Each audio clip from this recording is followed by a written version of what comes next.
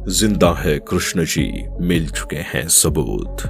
वैसे तो आपने कई बार प्राचीन काल से जुड़े रहस्य के बारे में सुना ही होगा, लेकिन जब बात धर्म की आती है तो मुद्दा और भी ज्यादा महत्वपूर्ण हो जाता है। भारत में भगवान कृष्ण जी को मानने वाले लोग भारत के हर कोने में बसे हुए हैं। जब भी भगवान कृष्ण जी के जीवन से जुड़े कुछ राज लोगों को पता चलते हैं तो उनकी खुशी का ठिकाना नहीं होता है। आज हम आपको द्वारका के समंदर से मिली कुछ ऐसी रहस्यमय चीजों के बारे में बताने वाले हैं जो लगभग 5000 साल बाद द्वारका के समुद्र से मिली हैं। द्वारका के समुद्र से भगवान श्री कृष्ण जी के महल के टुकड़े और भगवान कृष्ण जी की राजगद्दी जब निकली थी तो ये बात पूरे भारत में कुछ ही समय में वायरल हो गई थी, जिस कारण भक्त दूर दूर से द्वारका पहुंचे थे। आज इस वीडियो के माध्यम से हम आपको द्वापर युग से संबंधित कुछ ऐसे सबूत दिखाएंगे जिन्हें देखकर भक्तों के साथ साथ वैज्ञानिकों के भी होश उड़ गए थे। भारत के वैज्ञानिकों को भगवान कृष्ण जी के जीवन से जुड़े कुछ ऐसे सबूत मिले हैं जो इस सदी की सबसे बड़ी खोज मानी जा रही हैं। द्वारका समुद्र से जो भगवान श्री कृष्ण जी का राज्य सिंहासन और उनके महल के टुकड़े मिले हैं और उनकी शोध का काम जारी है। जैसे ही शोध का काम पूरा होगा उसके बाद कई राज खुलेंगे। वैज्ञानिकों को खोज में कुछ अन्य राज के बारे में भी पता चला है, जिसके कारण सरकार भी इस मामले को लेकर गंभीर है। आज भी इस धरती पर बहुत लोग ऐसे हैं जो भगवान में विश्वास नहीं रखते हैं और उनके अस्तित्व को नहीं मानते हैं, लेकिन खोज में मिल रहे भगवान श्री कृष्ण जी के जीवन के सबूत ऐसे लोगों को सोचने पर मजबूर जरूर कर देंगे। आज हम आपको इस वीडियो के माध्यम से भगवान श्री कृष्ण जी के जीवन से संबंधित कुछ ऐसे सबूत दिखाएंगे जिनसे ये साबित हो जाएगा कि श्री कृष्ण जी का अस्तित्व सच में मौजूद था। जितना भी भगवान श्री कृष्ण जी के बारे में कहानियां और कथा में वर्णित है वो सब सच है। चलिए इस वीडियो के जरिए द्वारका के समुद्र में छिपे हुए रहस्य से पर्दा उठाते हैं। भारत में हिंदू धर्म के 4 पावन धाम में से एक धाम द्वारका भी है। द्वारका धाम को कृष्ण जी की नगरी के नाम से जाना जाता है। ये गुजरात के काठियावाड़ में स्थित है। हिंदू धर्म में द्वारका धाम का काफी महत्वपूर्ण स्थान है। कहा जाता है कि द्वापर युग में अचानक कुछ ऐसा हुआ था कि जिसके कारण आधी द्वारका समुद्र में डूब गई थी। द्वारका समुद्र में आज से नहीं बल्कि साल 2005 से वैज्ञानिकों के द्वारा शोध की जा रही है। द्वारका समुद्र में छिपे राज से पर्दा हटाने के लिए भारतीय नेवी के गोताखोरों की मदद भी ली जा रही है। इतने साल गुजरने के बाद समुद्र से कई ऐसे साक्ष्य मिले हैं जो वाकई में ही काफी चौंकाने वाले हैं।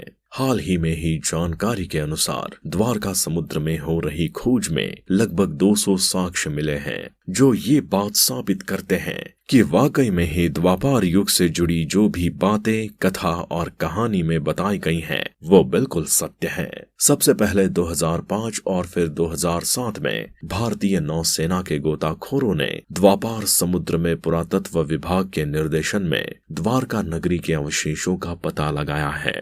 जो भी अवशेष खोज के दौरान मिले हैं उनसे ये बात साबित हो जाती है कि द्वापर युग, द्वारका नगरी और श्री कृष्ण जी की कहानियां बिल्कुल सच है। ये साबित हो गया है कि 5000 साल पहले यहाँ पर द्वारका नगरी हुआ करती थी। आपने अब तक द्वारका नगरी के बारे में सिर्फ किस्से और कहानियों में ही सुना होगा। आपको जानकर हैरानी होगी कि जब 2005 में शोध हुआ था तो उस दौरान कृष्ण जी के महल से संबंधित बहुत सारे ऐसे सबूत मिले जिन पर भारत में तो रिसर्च हो ही रही है। इसके अलावा कुछ सैंपल विदेश भी भेजे गए हैं जहां से जल्द ही रिपोर्ट आने की संभावना है। पुरातत्व वैज्ञानिकों ने ये जानकारी दी है कि जो भी टुकड़े मिले थे वो भगवान श्री कृष्ण जी के महल और उनकी राजगद्दी के हो सकते हैं। वैज्ञानिकों के द्वारा द्वारका नगरी के डूबने के पीछे भी कुछ कारण बताए हैं। उन्होंने बताया कि हिम युग की समाप्ति के पश्चात जब समुद्र का स्तर काफी ज्यादा बढ़ गया था तो उसने अपने आसपास के सभी क्षेत्र को डुबो दिया था, जिसमें द्वारका नगरी भी थी। लेकिन ये बात समझ से परे है कि जब हिम युग 10,000 साल पहले खत्म हो चुका था और द्वारका नगरी 5,000 साल पुरानी है, तो ये कैसे संभव हो सकता है। वैज्ञानिक अभी इस पर कुछ बोलना नहीं चाहते हैं, लेकिन हिंदू धर्म में कई पुराणों के द्वारा इस प्रश्न का उत्तर दिया जा चुका है। कुछ मान्यताओं के अनुसार जब श्री कृष्ण जी ने कंस का वध कर दिया था, तो उसके पश्चात जरासंध के आक्रमण से बचने के लिए श्री कृष्ण जी ने मथुरा छोड़ने का फैसला लिया था और वो अपने समस्त बंधुओं के साथ द्वारका आ गए थे और यहीं पर बस गए थे। कुछ पौराणिक मान्यताओं के अनुसार प्राचीन द्वारका को भगवान श्री कृष्ण जी ने ही बसाया था, लेकिन कुछ जगह बताया गया है कि द्वारका श्री कृष्ण जी के आने से पहले ही थी और उसका पुराना नाम कुश स्थली था। गरुड़ की सलाह पर और ककुश्री के आमंत्रण पर भगवान कृष्ण जी कुश स्थली आए थे। बाद में देव शिल्पी विश्वकर्मा जी के द्वारा भगवान श्री कृष्ण जी के आदेश अनुसार बहुत बड़ी नगरी और विशाल भवन का निर्माण करवाया। इस नगरी की खास बात ये थी कि चारों ओर से यहाँ पर द्वार थे और इसलिए ये द्वारका नगरी के नाम से प्रसिद्ध हुई।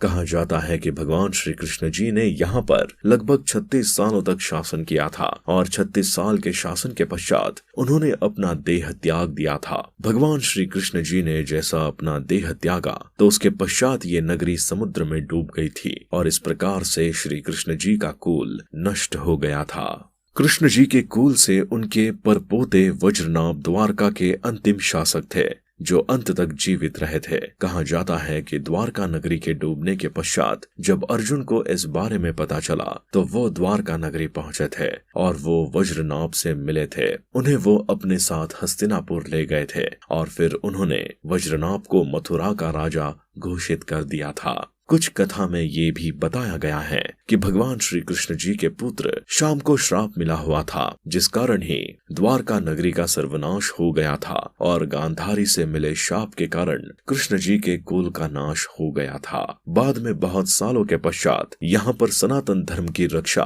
और प्रचार प्रसार के लिए श्री शंकराचार्य जी ने द्वारका पीठ की स्थापना की थी। हिंदू धर्म का प्रसिद्ध धाम द्वारका 2 भागों में बटा हुआ है। वर्तमान समय में गोमती द्वारका और पेट द्वारका एक ही द्वारकापुरी के 2 भाग हैं।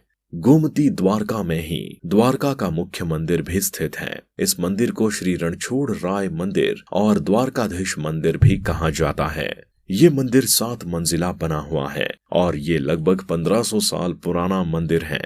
मंदिर के चारों ओर जल भरा हुआ है जिसे गोमती के नाम से पुकारा जाता है। मंदिर के पास आपको काफी सारे घाट नजर आएंगे, लेकिन जो सबसे प्रसिद्ध घाट है उसका नाम संगम घाट है। ये मंदिर देखने में बहुत ज्यादा खूबसूरत लगता है और इसी के साथ साथ ये मंदिर सदियों पुराना है। इस मंदिर में भगवान की काले रंग की 4 हाथों वाली मूर्ति भी है। आपको बता दें, प्रत्येक वर्ष भारत के हर कोने से भक्त यहाँ दर्शन करने आते हैं। इसके अलावा विदेशी भक्त भी आते हैं। इस मंदिर के आसपास आपको छोटे छोटे अन्य देवताओं के काफी मंदिर भी देखने को मिलेंगे।